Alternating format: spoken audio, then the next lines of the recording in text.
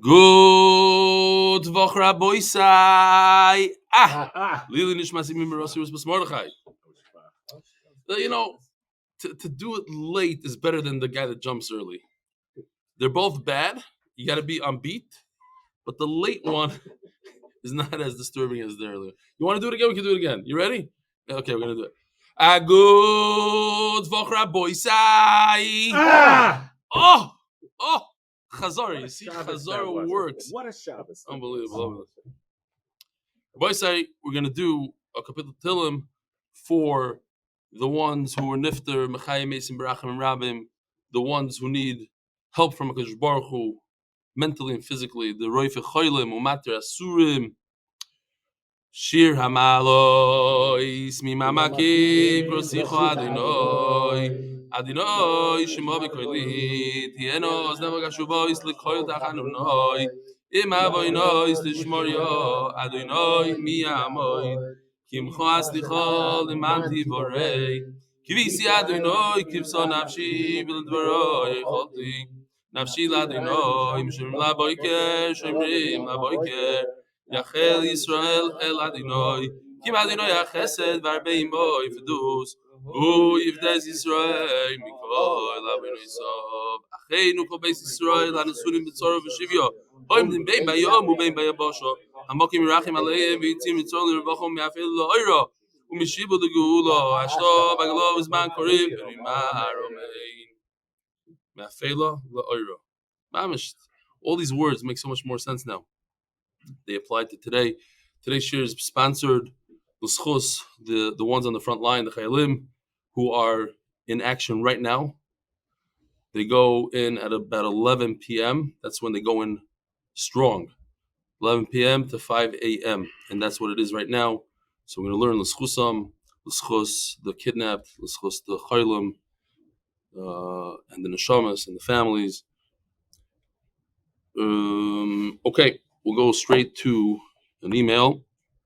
Dear Belly, the entire MDY family, what an amazing Shabbos from the moment I arrived on Thursday evening until the check it on Sunday afternoon. It was a dream.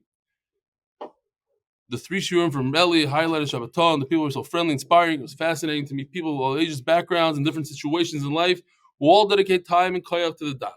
I had the opportunity to schmooze and learn with many people and make new friends.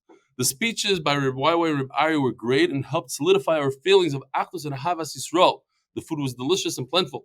The staff and waiters and security staff were all helpful and friendly. Some highlights for me: Reb Eli shir Thursday night, Reb Noam fixes drasha, Friday night Su'uda, learning the Chavrusa Shabbos morning, and when Reb Eli said whoever came this time will get first dibs next time. It was very fulfilling to call others and recruit 3 people to the shir. Through Rebelli's care and encouragement, many of us have made steps to improve our avodas Hashem and learning, davening, and how we relate to others. May Hashem bench you and all those involved in MDY with unlimited bracha v'atzlacha. David Zell, Kamenetz in Lakewood, New Jersey.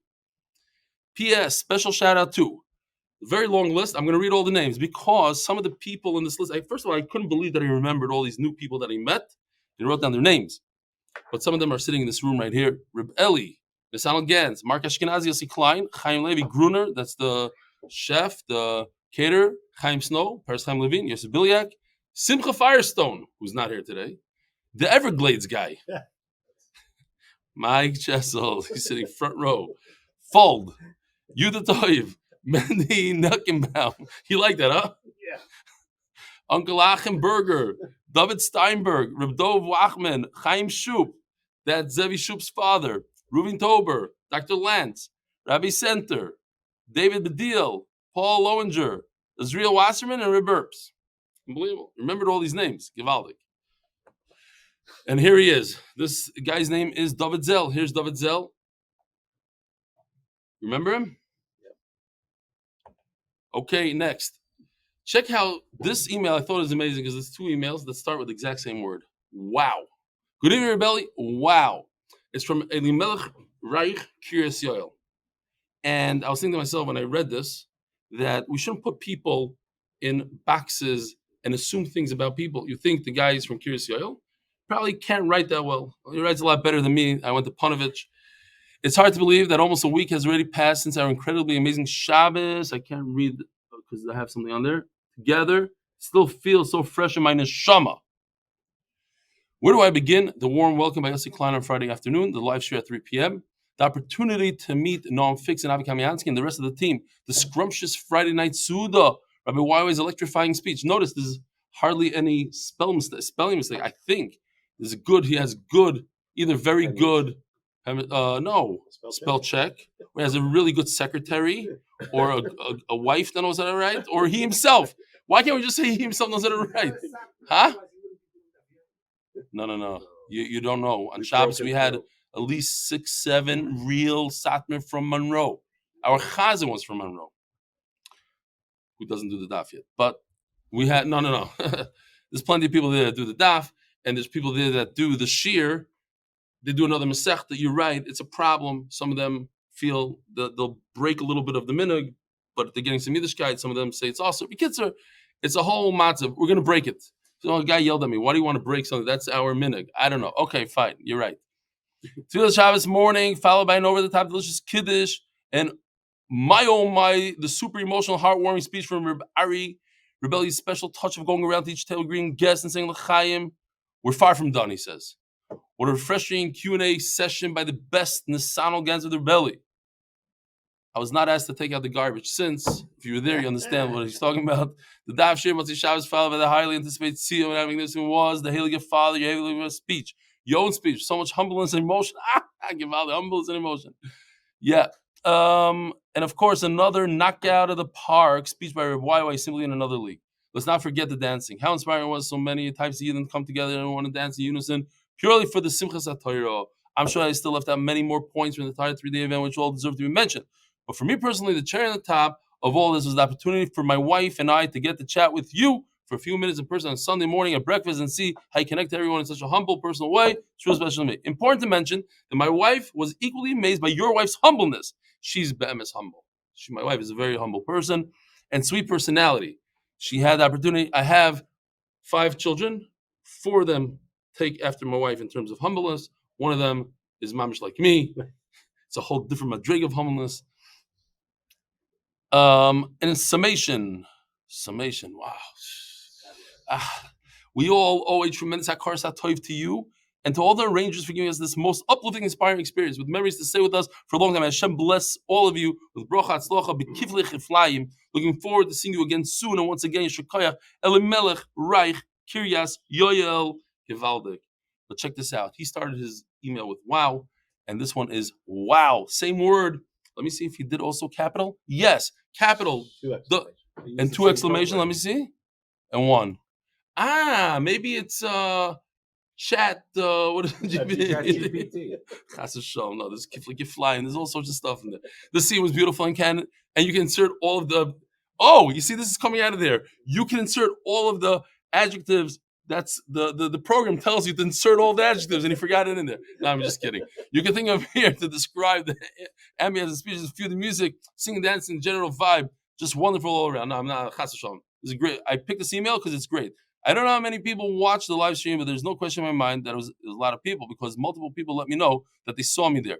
This is not just an MDYC, it was an extended MDY and Klal Yisrael event. I'd like to give special mention on the way that you carry yourself beyond impressive to have 1,000 people in the room and all of them wanting to have a moment to share, pick a piece of themselves with you, connect with you in Mission Impossible. And watching you, Zora, that you managed to connect with somebody. I said, you know what? I'll take this opportunity to apologize. The guy came over to me. He said, I tried to dance with you and you didn't dance with me. He took it as a personal insult. And I explained to him, and I couldn't explain to him, but I'll explain to him now, Barabim. I tried to dance in the beginning with all the people that made a special effort of flying in. People that flew from different countries, all the people from England, the people from Eretz Yisrael, the people from Los Angeles. So I tried to do that. Then after that was over, so he took it as an insult that I didn't like. Like the chassan sometimes dances first with his father, and then other people get like, hey, what about me? Well, you're not even a cousin. Wait. So if I insulted people, I apologize. Share a piece of himself. In watching you, I observed that you managed to connect with so many people, some who I'm sure you know personally, but many of whom you're clearly meeting for the first time. I was one of those. Thank you for giving me a moment of attention and warm regards from your sister Rachel and what's his name? I didn't put his name in there. Shem Yerachim. I knocked it off. Okay, sorry, whoever you are, What was his name? Do I remember his name? Nope, slipped my mind. Okay. 47 people live on YouTube. Shalom Aleichem, Zerev Shabbos, unbelievable. Mamish, 2 hours before Shabbos here, or Matzah Shabbos, whatever you want to put. The sponsor of the month of the Masechta, for the unity of Am Yisrael. Parnas HaChodesh, Linish Zechariah Ben Moshe, and Linish Zechariah Bas Yosef. Parnas HaChodesh, Rafur Shlema, Dvora Bas Sarah, the mother of Gershon Ben Moshe. And the art of the month, Yosef and Chai Sarah, for the schusim that come from supporting Limud Torah. So our new artist, 3D guy, worked approximately 2 days on a 14-second clip. We'll show towards the end of the year. Be'ez Hashem. For me, it's exciting. I see a future. I don't take it as is. I take this as the future with improvements, and it's going to help us learn the sugya better, understand different sugyas. Sometimes it's entertainment. Sometimes it's literally understanding pshat. And before we start, I have a shayla. I want to know if anybody wants to bid on this box. There's a surprise in here. Does anybody want to bid on this box? I'll take a bid. Anybody? Where does the money go? In my pocket. No tzedakah. You got a bid? How much? $20. $20 for him. 30. You got it on you? I'm taking cash. I do. $30. Okay. Anybody else? $30. Zachal, first time. Give me the money. Let me see the money. All right. And you can't open it up until I tell you to. Shkoyach, here. Beautiful. Here. This is your box. I might ask you to open it up in front of me in about a minute. It says the Gemara like this. Bottom line on Amud Beis. Ruvain shemochar sadol Shimon shleibach reis. If Ruvain sells a field to his friend Shimon without a guarantee, usually it works when a person says this is without a guarantee. He has to straight out say without a guarantee, because if he doesn't say anything, l'chayra, there is a guarantee on real estate. In other words, if somebody comes after the field, it's your loss. Now, Ruvain is selling. He's in the process of selling. And he didn't receive any money for the field yet, but they're in the process. Oh, so let me see. Here we go. So asikin are oyrim, people that protest the sale. And if you want to see what it looks like, here goes. This is a protest. If you were at the Siyum, once Shabbos, we had this in one of the clips. If not, this is new to you. I once hired people to protest in MDY. Here it goes. Oh, here we go. Prove it.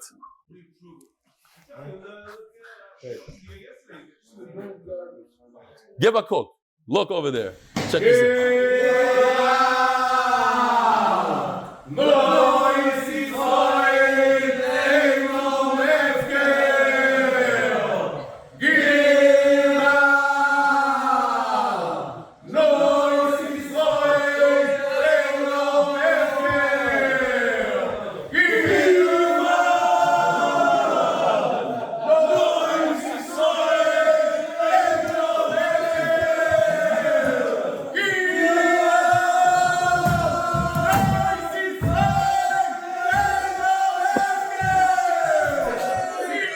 Okay, anyway, those are the real deal. I hired them to come and demonstrate.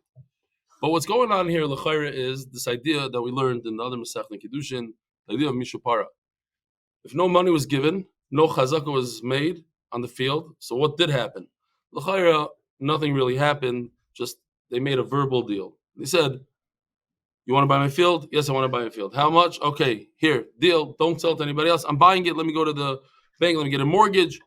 And then all of a sudden, Givald, people are screaming. Sometimes these guys themselves, they say, oh, they buried people there. Turns out it's a squirrel, whatever, different things. And the over on Misha Para. If he doesn't follow through, he's over on Misha Para. For not keeping your word. Top of Amud Aleph. Actually, before the Shimon, the buyer, was able to do chazaka, he could take it back. And he's not over on Mishapara. Even if he didn't pay any money, but he did a chazaka, then he cannot take it back, even though there's people that are screaming and saying he doesn't own it, he shouldn't have sold it to you, my timer. So now you can open up here. Here, come over here, Mike. We have to bend down and get into the video. Mike Chessel, the famous guy from the Everglades. Here, what do you think is in here? Bran. Not really. Garnishment. Rice. But I'll tell you. So here's the thing: you stop. No, you paid on this $30, right. But this is worth more than $30 because this is a prop in MDY. People are willing to pay $40 for a Gemara. I don't remember. This is worth it now. Okay, fine. You can take your money back. But the bottom line is like this: I could sell you a sack with ear in it. I could tell you, you want to take the chance, take the chance. There's a secret gift in here. Sometimes it's ear, sometimes it's something better. If you buy it, I'm not a bad guy. You took the chance. Okay, now you can go back to your seat. You can keep the prop and the crumbs. That was the best I was able to do. So it goes like this: you accepted upon yourself a sack full of ear. And I saw in that Achrayim, very interesting. They say that this is where perhaps they got the expression "a cat in a sack." Here I have. So the one on the right is off the internet. But I told my son, I said, I need he gave me a picture of my anacle. Baruch Hashem, I have a picture on the left. That's my son's cat, and it's a cat in a bag. The new modern version of cat in a sack. In other words, they have that expression in English, right? Not only in Hebrew. Pig in a poke. No, sure, no. Cat in a sack. In other words, you don't know what you're getting. Especially in real estate, they use that expression. Like, if you didn't do your research, you didn't do sufficient amount of due diligence on the property, it's possible that people have liens on it and whatever. Maybe it's have a chazaka. Now, if you think about it, till this very day, it always surprises me. Why do people fall for these Ponzi schemes? Why are people buying cats in the sack or ear in a sack? Why? Same people, you hear the same story over and over. Guy promised X amount of money. He's a great guy, very believable, very, very honest, very this, very that. And they keep on falling in the same schemes. And then I thought to myself, well, we do the same thing. We're all guilty of it. We fall for the Sahara who sells us. After we do an Avera, it's like, it's nothing. It's like, oh, well, what just happened? And then we do it again. And then again. Nachamal, same idea. Cat in a sack. Zog the Gemara. What is a chazaka? Like the famous story, I keep on saying it, the guy that bought Petach Tikva from an Arab. And in those days, they would walk the border. And the guy was an older fellow, but he did it for Yeshiva Yisrael. He paid him a certain amount of money. He said, as much as he could walk. He figured, okay, he's going to take a break. The guy said, I'm not taking a break. I'm not drinking. I'm going. I'm just going and going and going until he got whatever Petach Tikva is today. So you walk on the border. You do some sort of something to show that you made a chazaka. That's a chazaka. And this is only because there's no guarantee. Once a person, the seller says, I'm guaranteeing it. So if something happens, then he could get out of the sale. Says the Gemara, even if there's a guarantee, so there's a new concept in Shas. Why do I have this over here? Let's see if it's over here. Yeah. A shtar tirfa, Rashi brings it, shtar tirfa, is that Bezdin write a document that says somebody came and took you, let's say Shimon bought the field, Bezdin, and then people come to Urim, they make a macha, they make a protest, they come and they take the field away from Shimon. So before they take the field away from Shimon, Bezdin writes a document that says, so-and-so, Levi took away the field from Shimon. So Reuven says, if you could show me a document that says somebody took away the field from you, I'll pay you back.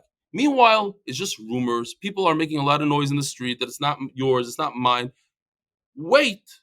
If they physically take it away from you because they went to Bezdin, then we'll talk. Right now, we're not going to talk. So if you remember, would that be the same as recording it? Like today, you recorded a deed, in a court. Would it be the same thing? It's not recorded in a deed. What part? That they took it away with the deed? They moved. Yeah, I guess. Yes, something similar, where the court says it's not yours anymore. It was falsely sold to you. Sorry. Here, it's yours. Like the guy said yesterday, the guy from Hollywood, he said that there was a guy that had got 3-4 mortgages on one property, or like the guy in Bet Shemesh who sold the same property many times. People do that, unfortunately. But if you could prove it with a court document, a Bezdin document, court document that you never sold me anything, now I can take the money away from you. As long as it's just rumors, just hearsay, then you can't come and grab your money. Now, if you remember, we had a stira that the pasuk says Meitav Sadeyu, Meitav Karmi Yishalem. And we also have the pasuk of Yosef. What is Yosef? Michael, what does Yosef mean? Bran, even subim, even. So we had a stira. What do you pay? Do you pay the best of the best, or do you pay bran? Which one is it? Ravuna Omar, oy kesef, oy meitav. See, he says another pshat. We're going back to that question that we had 2 days ago, 2 daf ago, and we had all sorts of went on tangents in between. Now we're going back to that question. Says Ravuna, there's 2 things. You could give meitav, the best of the best land, or cash. Nothing else. You can't give bicycles, computers, all that stuff doesn't work. Only cash. What about this pasuk Yosef that we made a limud? That it means anything that has value, even bran. Says the guy doesn't have either lesle pshita. So if he doesn't have anything, he only has bran. The guy says, "Pay me back. You borrowed $1,000." The guy says, "I don't have anything. I just have bran." Is that an excuse? So he shouldn't pay him bran? So at least he pays him bran. So what's the chiddush that he pays him bran? Of course, if that's all he has, he can pay. The chiddush is that if the guy's a multimillionaire and he has jet skis and he has cash and he has this and he has that and he also has bran, he could say, "Okay, take the bran." That's a chiddush. But the guy has 0 to his name, 0, and he owes money. Why shouldn't he pay bran? Why is that a chiddush that he's allowed to pay bran? Of course. What, the guy should just go away without anything? No, there is a chiddush, says the Gemara. Beautiful chiddush. Maybe we tell him, Zil Trach Zabin. You take your brand, before you give it as a payment, take the brand, go to the street and sell it. And come up with cash. Now, once you have cash, that's what you're going to pay with. Maybe you do the tircha. Why should the guy that lent you money, why should he be forced to stand in the street, in a marketplace, and sell brand? That's your problem.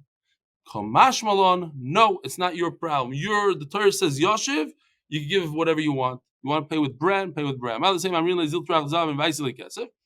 Kamash Malon, you don't have to be matriach to bring money. All you need to do is give him some brand. Hold on, one question per person per shir. Omar Avasi, Ksofim Mareim Kikarka. So says Ravasi, he drops a bomb and runs away. He says, Ksofim, cash, is like real estate, like property. What does that mean? Could it mean that you could plant stuff in it, like property? You could build a house on top of cash. What does it mean? That cash is like karka. What could it possibly mean? So that's what we're going to be dealing with now. So what kind of halacha comes out of that? If you tell me that the Torah says they have to give the best of the best. And in addition to that, you could also give cash. How do the Ravuna? So Rashi says it should say V'chein Omar Ravasi. Not only did Ravuna say it, Ravuna was a Talmud of Rav. You know what else? Also Ravasi, another Talmud of Rav, said the same exact thing. Not Omar Ravasi, hey, a new halacha that nobody ever spoke about. I'm meaning Mechadish new halacha. It's not only you. Ravuna said it. But you know what? That's what the Gemara is going to come out at the end. That's exactly what happened here. It's V'chein Omar Ravasi, and then we don't have any questions. Ella, but before we get there, because the Gemara is going to try to do all sorts of combinations here, and at the end of the day, we're going to say nothing works. Okay, all he said was a very simple halacha. That cash and real estate are the same. Good real estate and cash. So perhaps he was saying a different halacha. 2 brothers divided an inheritance. One took the real estate, one took the bank account. Comes the lender to the one brother. Reuven has all the real estate. Comes the lender and says, give me your real estate. So now the brother with the real estate has how much? 0. So he runs to the other brother that has all the cash. Hey, there's a mistake here. Tati owed money, and I shouldn't have taken the real estate. Let's split the cash. So the second brother, the first brother that had the real estate, he could get half the money. Pshita. Hi bro, hi lav bro. What? One is a son, one is not a son? Of course. What? The one that got the cash is not responsible for the loan that the father took? He's just as responsible. So let him give. What are you wearing there? MDY with Hatzal together? I don't remember this. Really?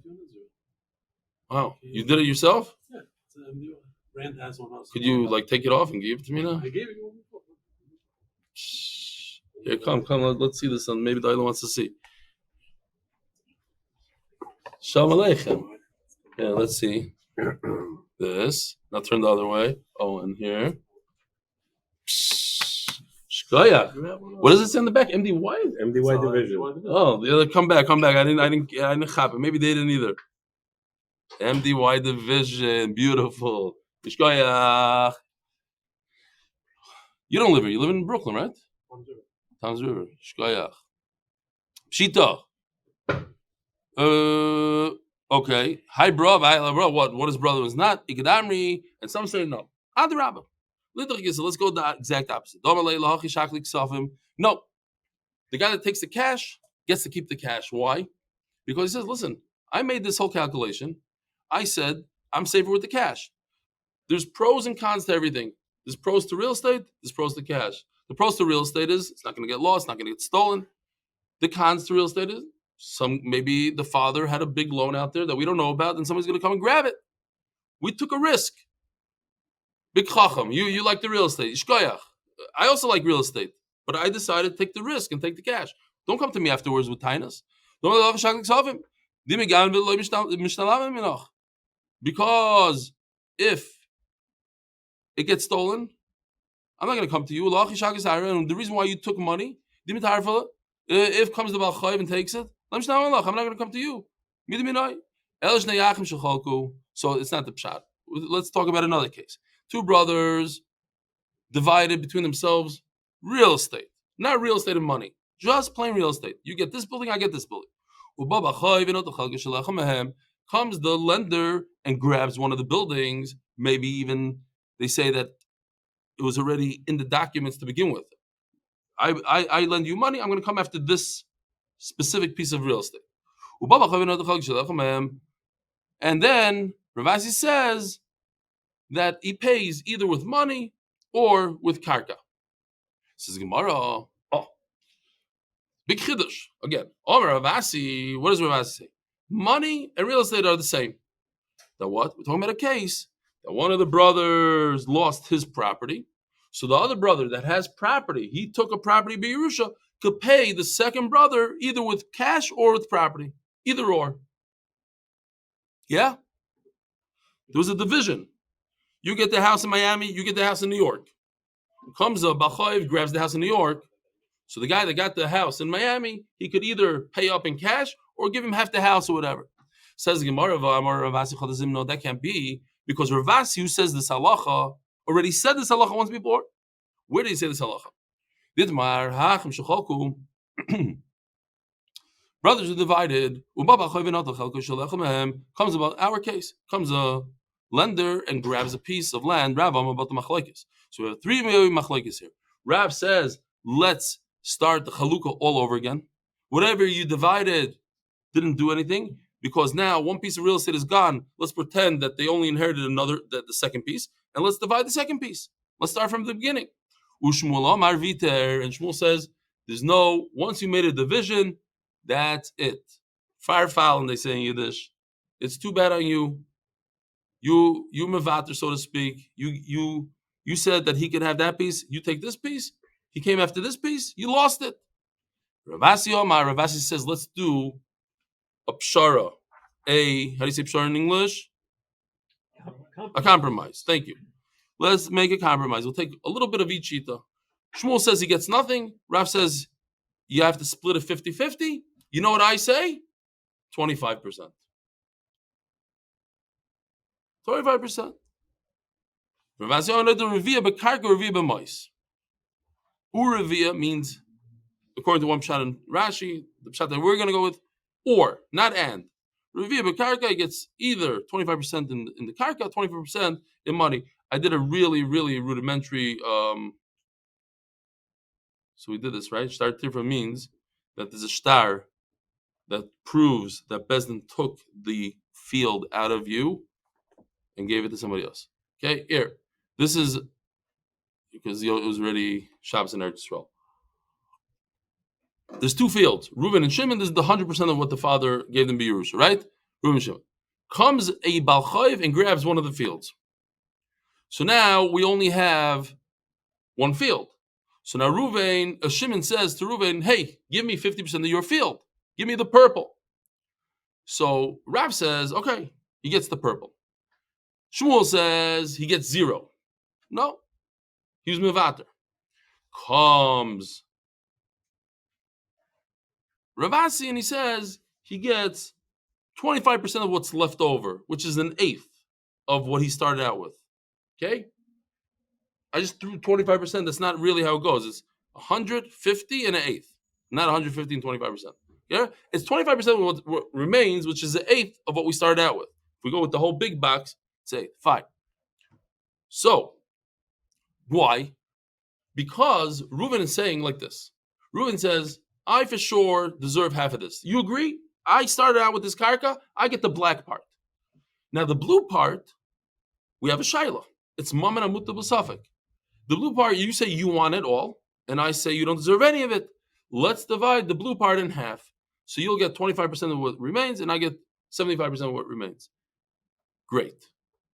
Now, on that he says, Ravasi says, either I could give 25% of the value of this field, of this box, the purple, or I could give it to him in cash. So you already said this halacha. Why is he saying it again? And the Gemara says, why does Ravasi say he gets 25%? The famous machlokes in Shas are the children that inherit, are they inheritors or they do a purchase? When they divide something in half, they say, you get this and I get this. Do they just purchase it and it comes out that retroactively this is what the father left them in inheritance and you can't touch it? Or do we start new like Lekuchos, or that's what they inherited? Hilkach, noitel revia bekarka v'revia b'mais. Fine. So then it can't be that that's what Ravasi was saying. Ravasi already said this halacha. Ravasi is not going to repeat himself twice, say the same exact halacha twice. So when Ravasi said, Ksafim harem kekarka, cash is like real estate, what did he mean? Says the Gemara, Elamayim kekarka, linya meitav. We're going back to the original pshat that we had, that when it comes to giving somebody, to paying back a nizak, you damage somebody, you have to pay him from your best real estate. And you could also give him cash. If so, what do we ask on that pshat? He's identical to Rav Huna, and if so, he should have said v'chein Omar Ravasi, not just Omar Ravasi. Says the Gemara, you're right. Ema v'chein Omar Ravasi. We have no choice. Just add the word v'chein Omar Ravasi. The word v'chein. Or Rav Zera. We're doing a little gata now. Shmak. Omar Avuna b'mitzvah shlish. When you do a mitzvah, you should spend up to a third of your money. My shlish, says the Gemara, what are you talking about? After some Beis. Eli shlish beisoi. He should take a third of all his belongings and do a mitzvah. You want to build a sukkah, you want to buy an esrig, you have a $1 million house, so you sell it, you take $333,000 and you buy an esrig. That's what you do. What if a person has 3 mitzvahs? He has the esrik. He has to build a sukkah. A third mitzvah deraisa, Rabbi Yosef for sukkahs, you have to buy your wife a gift. Chiv deraisa. I told you about that lady that came over to me at the Shabbos. Did I say this one? She said, I want to thank you for this, and for this. She points to me. So because of your share, my husband bought me a ring, and they moved. They said that something about the share convinced them that they should move. I forgot why. Okay. Let's go to the basic. Oh, so it comes out like this. So it comes out that if you have 3 mitzvahs, sukkahs, it's going to cost you your entire house. For each mitzvah, you have to pay $333,000. Or, like Taisa says, the obvious that if they happen simultaneously, great. But Taisa says, okay, first you had to build a sukkah, so you took off $333,000 from your thing, you left with $666. Now you take a third of $666, and whatever you left with then you take a third of that, you're going to be left with something. Okay. So, but it makes no sense. It makes no sense that you have to spend that much money on mitzvahs. Elo Amar Reb Zera, b'hidur mitzvah ad shlish b'mitzvah. It comes to do something more than you need. And for this, we have to see Rashi. B'hidur mitzvah ad shlish b'mitzvah. Says Rashi. 2 lines from the top. Shemaitza, this is important to Yiddishkeit Rabbi Isai. We say this a bunch of times, it's kedai to repeat it. Shemaitza shnei sifri Torahs liknos. A person has 2 sifri Torah. He's donating a sefer Torah. Or he's buying one for himself. One is much nicer than the other one because, as you all know, there's different seifrim that have different handwritings, and each sefer charges a different amount. If you're a brand new sefer, you just came out of school, and you're a little messy, so you charge, let's call it today $100,000. I know it's exaggerated, but let's just for argument's sake. You have a sefer that writes much nicer. He's much more in demand. He could charge easily $150,000, no problem. Same thing with the esrig. You have an esrig that has a couple of what are they called? What? Bletlach. That's right, bletlach. A little bletlach here, a little bletlach there. So $30. No bletlach, $150. So what do? So it says Rashi, Yosef shlish adamim, you're supposed to give a third more. You hear this, Rabbi say? You're supposed to give a third more when you buy that Sefer Torah, when you buy that esrig. You should take the better one. The Sanya, Ze Keli Van Veyu, the famous pasuk. You should beautify yourself with the mitzvah. You should make a nice Sefer Torah. Lulavna. It's not a joke when the people go and they start looking for lulavim like this and like this. It's in the Gemara that you're supposed to spend more money on a nice lulav. Talisna. Talis doesn't mean a garment. It means like we wear today, something that's chayiv and tzitzis. A nicer talis. Tzitzis not. People say they don't want to wear, or the G'dalim didn't want to say about tchelas. Tchelas is very expensive. It is. It costs triple the price, 4 times the price of regular tzitzis. But if you believe that it's the real thing, not everybody believes it, obviously. There's a special mitzvah, spending extra money on the tzitzis. This is Yisod in Shas, Keli Van Veyu, Yisna Lefanov B'mitzvahs. Somebody sent me an email today, Chaim Steinberg, so I'm going to put it in over here. He said, Ramayach Biderman said this about Baruch Mordechai Zrachi. He sent it to me because of Baruch Mordechai Zrachi, what I said yesterday, but I thought it's a beautiful, beautiful lie. A child saw him learning a ktsais, drinking a cup of Coke, a cold cup of Coke. So the kid asked him, Rebbe, a kid, not a bacher, a child, said, Roshiva, this is the way you're supposed to learn the ktsais? He says, no. This is the way you're supposed to drink a cup of Coke. It's beautiful. It's when you drink a cup of Coke, you want to really enjoy it. Open up the ktsais. Not. Moirdik. It's not the fun of the mitzvahs. You should beautify the mitzvahs. This is how you do it. So, I have a shayla for the olam. What does a shlish mean? If a sefer Torah costs $100,000, how much are you supposed to add? $33,000 to make it a total of $133,000, or you're supposed to add $50,000. Why? Because you take the total amount, $150,000, and a third of that is $50,000. So what's the answer? Huh? So that's the question of, very good. That's the question of Milabar, Milagav in all of Shas. Do we go from the total amount of 150, or do we go with what we have right now, like in America, in the world today, the Western world, We say a third means a third of what the price is, 100,000. Add a third to that, which is 133. Akoponim. Let me ask you another question. Let's say you're in a place where the only food right now is a cheeseburger. In order for you to survive and eat, you could pay somebody to take a helicopter and fly to the next island and bring you a kosher burger. It'll cost you $100,000.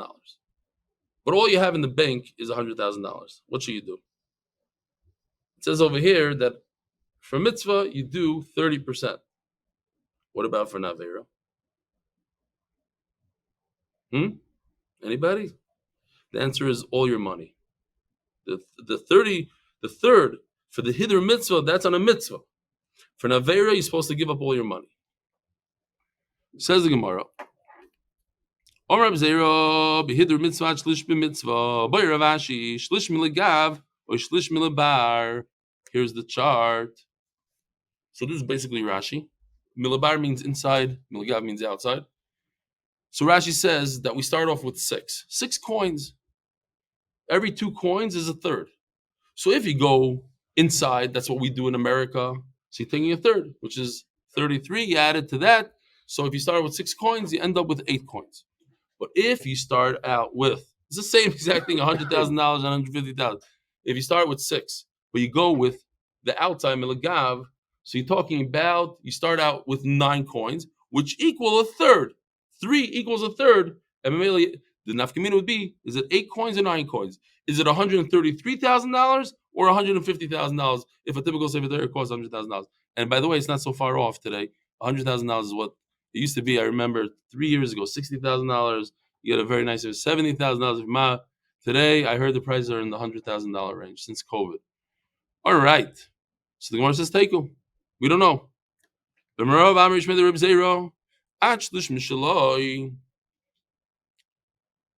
Up until a third is his, it comes from his money. So says Rashi that Mashi Yosef behidur Yosef Shlish. You have to see Rashi inside, right before the Mishnah. Mashi Yosef behidur Yosef Shlish.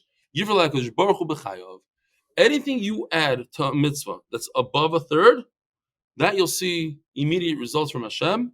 But anything below a third, that will be schar lo'olam haba. Immediate. What? Not immediate. Everything in this world is immediate. We only live immediate. So then you get the payout. I want to tell you this Maisa. I might have said it before, but I was at a Pesach program in Eretz Yisrael, and there were many Hasidim over there that they're called tuna bagels. You know, the Hasidim that are not the frummest of the frum. One of them was completely not religious at all. In fact, he was dating a non-Jew. And I became friendly with the guy. He was with him a long time. His name was Yoeli from Curious Yoeli. And he said, but he wears tefillin and he's super makbid on tefillin. And he told me a whole maisa how his girlfriend helped him with how chashiv she is, this guy, because she helped him wear tefillin and whole maisa. That she said, Yoeli, did you wear tefillin today? He says, no. He said, but I can't wear tefillin because he put a suitcase was already on the plane. So she told him, Yoeli, you got to wear tefillin. Tefillin. She called it tefillin, not tefillin. Tefillin. He says, you're right. And he went, and I wanted to say this story on Motzei Shabbos when I spoke. I actually said this idea, but I didn't hit it home with the story, and I felt bad afterwards. He went, and he paid a certain guy $100, and that didn't work. So he went, and he paid another guy. He found out who's in charge of the luggage. They took his bag off the plane. Cost him hundreds of dollars, he said. And they found this tefillin, and he wore tefillin. He didn't miss tefillin. I'm thinking to myself that his tefillin now became worth the $400 that he spent on getting them. He spent a lot of money. So Kosh Baruch says, look, Yoeli, you were asking to spend $400 to do that mitzvah that day. So then I'm saying that every time you wear tefillin, it's worth $400. At least that's how much you were machshav it. So I'm giving you schar as if you spend $400 every day. The same could be said, and that's what I was saying on Motzei Shabbos by the seal. That when a person learns Torah in pain, in tsar, when he's tired, he says he has every right in the world to go to sleep now. But he says, you know what? No, I know I have a headache. I know I can't do it. And the last thing in the world I want to do right now is open up a Gemara. But he opens up the Gemara. So Hashem says, you know what? Then every daf that you learn, even if it's comfortable drinking a Coke and whatever, I'm being machshav that daf as if you were in the worst pain in the world, like that day that you learned in pain. So now you take up every one of your dapim to that level. You hear? You like that Yesod? It's emes. Says the Mishnah, Kol shechafti b'shmirosai yichsharti es niskoi. If I became obligated to watch this object, so when this object becomes damaged, I'm responsible. I made it possible to become damaged. I took it upon myself to watch it. Now it's my problem.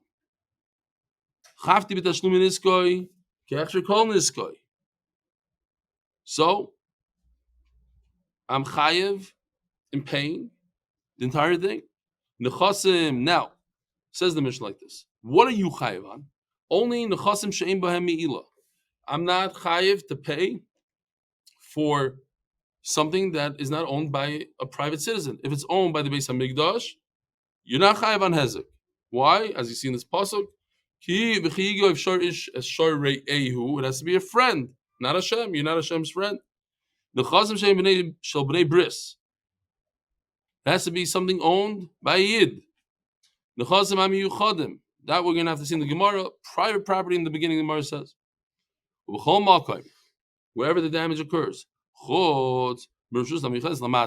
What if your bull comes into my backyard and my dog attacks your bull?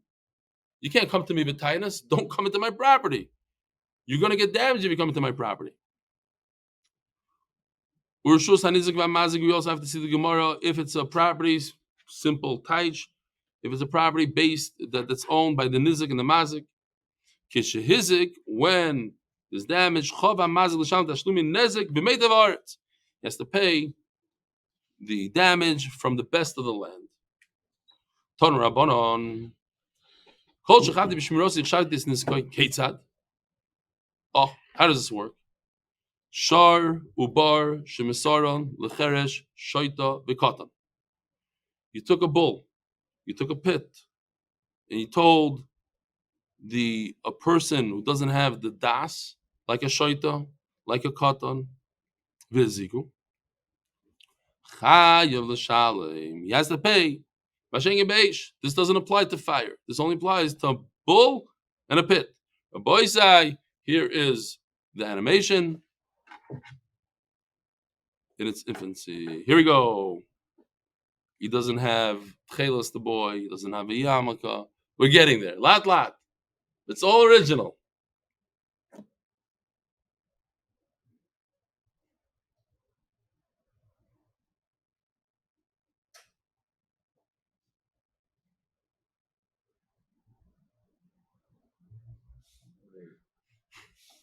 That's it. That, the boy says 2 days. 2 days of work. Okay? Zog the Gemara. Your guard. Huh? His guard with his jet ski. Yeah, Be'ez Hashem will get there. Masheng Beish, b'may skinon. So the Gemara is going to qualify this. What's going on here? You give a shaita, so it's incompetent. You give him a bull to watch, you're chayiv. You give him a fire to watch, you're potter. What's the difference? Explain to me how there could be a difference. If you're going to tell me that it's a different type of bull, that he's tied or whatever, so then the same thing has to be with a fire. You're going to tell me that it's a wild bull, so then it's a wild fire. So what is the difference between a bull and a fire? He's tied down, this bull, and the pit is closed, covered. So what would be a similar case by fire? He just gave him a coal. So if you give him a bull that's tied down, why should he be chayiv? So must be that he gave him to watch a bull that's not tied down. It's a pit that's not covered. And therefore, if you want to compare it to fire, so that would be a fire, shalheves, a flame. He gave him a flame. So Mashenkin Beish the Patur, why would he be Patur? There's a Mefurish Mishnah on Daf Amud Beis on the bottom over there. And the Mishnah says, let's go there. It says if you give and you send a fire, a flame, with a cher shoyt and a cotton, Patur b'din chayv b'din shemayim. All right. And on that, Rish Lakish explains the Mishnah. That's because he didn't give him a fire. He gave him a coal, and he how do you say liba? He blew on it. And he made it. He what? Fanned it. He fanned it. Ella aval shalev is chayiv. But if you give a cher should be caught in a flame, you'd be chayiv. So over here also you should be chayiv. What's going on here? My time because it's clear that there's going to be damage if you give it to a shaita or a cotton. Give a 3-year-old a giant flame. What do you think is going to happen to the house? Says Gemara, I'm sure no. We're talking about a bull that's tied down. The pit is covered. And therefore, the comparable case with a fire means it's just a coal. And you ask me, what's the difference then between a coal and a bull? Shar darkly a 2K, because the derech of a shar, you know that a bull is going to get out of his whatever he's tied down to. Ubar darkly a 2, and typically speaking, a pit usually gets uncovered eventually. But a coal is different. A coal, if you don't fan it, it's just going to die out. Eventually, the nature of a coal is to die out. And he doesn't have to think to himself that this kid is going to fan out the coal and make it into a big flame.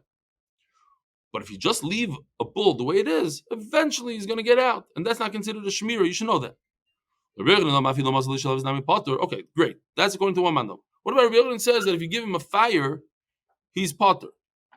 So then similarly, when it comes to a bull, he's untied. Why are you chayev on a shar and potter on a fire? Says Gemara Hasam. But when you hold on to the fire, it's you that causes the flame. That causes, it's your koyach. It's your whatever it is. It's your, how do you say koyach? Your not strength, your action. It's your hand, your grip on this fire. The action causes it to create a fire, to burn something down. When it comes to a bull, the cheresh has nothing to do with it. Oh, so you know what? I guess, what time is it? Yeah, let's stop right here. We'll see you Be'ezer Hashem Shabbos 9 o'clock. Rabboisai, have a wonderful day, wonderful week. Gewaltige Shabbos. Shkoyach for coming.